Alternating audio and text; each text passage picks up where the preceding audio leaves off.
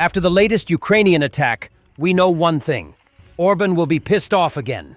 A section of the Druzhba oil pipeline, which supplies Russian oil to some European countries, fueling the budget of the aggressor country, has been blown up in Russia. RBC Ukraine reported on this, citing sources in the Defense Intelligence Agency.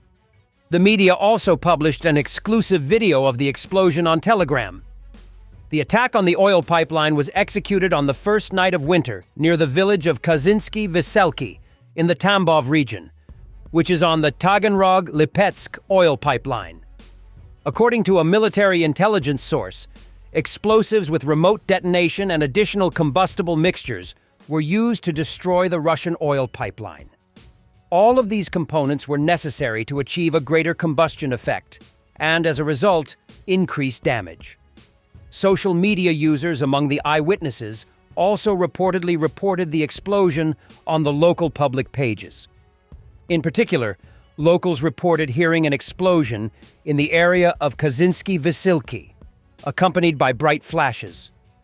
Ukraine has repeatedly attacked the infrastructure of the Druzhba oil pipeline, including the Uneka station in the Bryansk region. Hungary's reaction in previous incidents, like the strikes on the Druzhba pipeline, followed a predictable pattern. Budapest immediately voiced frustration, accusing Kiev of destabilizing energy security and putting Hungarian supplies at risk. Government officials rushed to reassure the public that alternative routes were in place, while state media amplified the narrative that Hungary was being dragged into a conflict it never wanted. Russian forces nearly killed themselves with their own drone. Video shows a successful launch of a Molnia-2 UAV armed with an anti-tank mine as its warhead.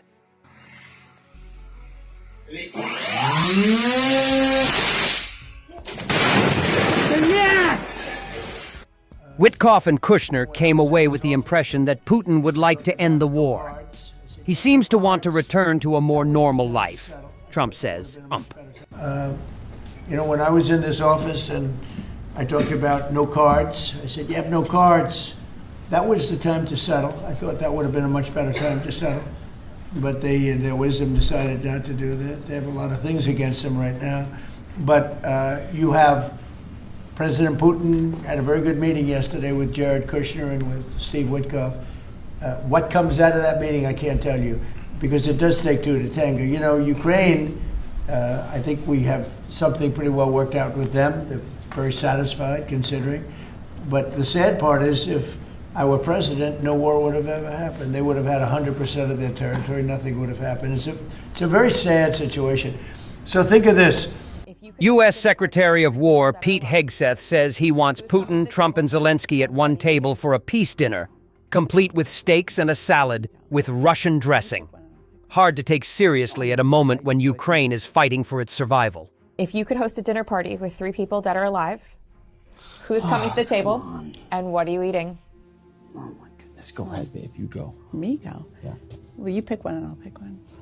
No, I mean, I think you've, well, at this point, I think it would be President Trump, Vladimir Putin, and Zelensky. See what happens. See what happens? What are we eating? Ooh, what are we? No comment on that. Whatever the steaks, you know? Just whatever the president wants, we'll see what happens. There'd be a dinner for peace. It would be steaks, well done, French fries. Done. And Russian dressing. Yes. Karen Georgievich Shakhnazarov, a Soviet and Russian film director, screenwriter, and producer of partly Armenian origin. He is also a Russian propagandist, chauvinist, and imperialist. This is a fragment of his conversation with Russian journalist Krasovsky, where he's promoting outright nonsense. The journalist's questions are actually good. You disagree then? I just, what you're saying is obvious. I say such obvious things that even I myself am not interested. But just look, you're just saying it, you're saying the same thing. That's obvious, but it's not that obvious, because some Ukrainian will say, what? No one attacked Russia, no one deprived Russia of any freedom. Like, what freedom was Russia deprived of? No, but I mean, how can this be?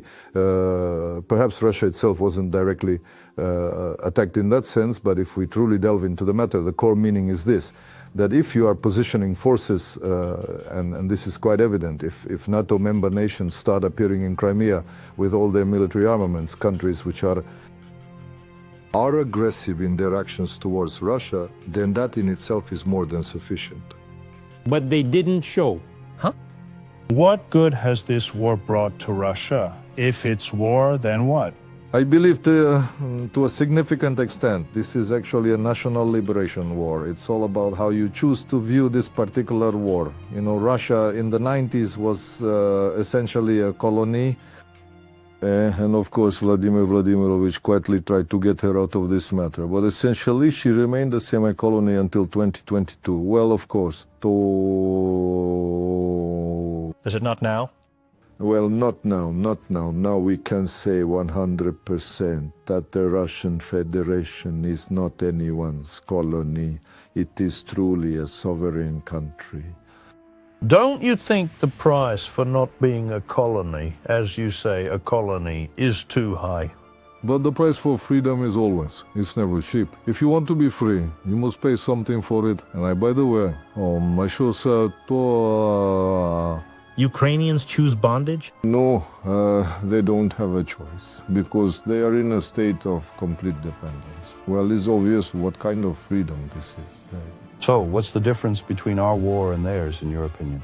It seems quite obvious to me. They are being led, they are guided by other countries, and they are fighting in those countries' interests. What interest, if we consider it from a common sense perspective, does the Ukrainian people have in waging this war? What was the point of losing so many already? Almost 1 million, probably. How many have been lost? So what's the point? Our country is destroyed. For what? Well, if by your logic, it's the very same logic, a fight for freedom, no? No, but wait a minute. Did anyone ever make a claim on Ukraine's freedom? Did we in any way make such a claim? Well, I certainly haven't seen us making a claim on Ukraine's freedom. Absolutely not. And why would we?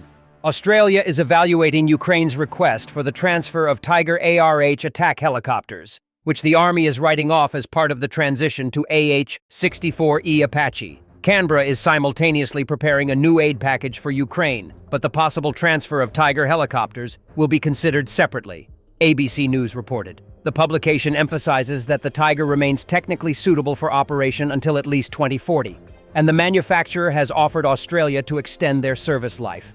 For Ukraine, the Australian Tiger is relevant primarily as an additional mobile means of combating drones, which are massively used by the Russian Federation. According to Militarny, helicopters are playing an increasingly important role in air defense. They destroy up to 40% of Shahed-type drones in interception zones. The advantage of a helicopter is its mobility, rapid response, and ability to operate at low altitudes, where ground-based air defense is less effective. Ukraine has already scaled up the use of helicopters in counter-terrorism missions, as experience has shown their effectiveness in night and maneuver interceptions. In this context, the Tiger can strengthen Ukraine's model of airborne counter-UAV warfare, complementing both stationary and mobile air defense assets. The final decision on the transfer of helicopters must be made by the Australian government. Ukraine expects a response in the near future. Recently, Ukraine has started arming helicopters against Shahed drones. According to Global Security, Australia's Tiger ARHs had persistent software glitches that technicians struggled with for years. Maintenance of the aircraft was complicated by logistics due to the receipt of necessary parts from Europe, which was often delayed. There have also been breakdowns of ventilation systems and power units on the helicopters, which even resulted in the poisoning of several Australian soldiers who were poisoned by inhaling toxic black smoke that entered the cockpit. The publication also notes the long time it took for the Australian Army to achieve combat readiness after receiving the helicopters. Thanks for watching, and don't forget to subscribe. Also, if you want to support Warthog Defense, please become our member and get early access to new videos, exclusive members-only videos, and become administrator in comment section. The membership link is in the description. Every day. We had a guy last week, it's 6 rescues in 6 days. you know, he's doing the job every day.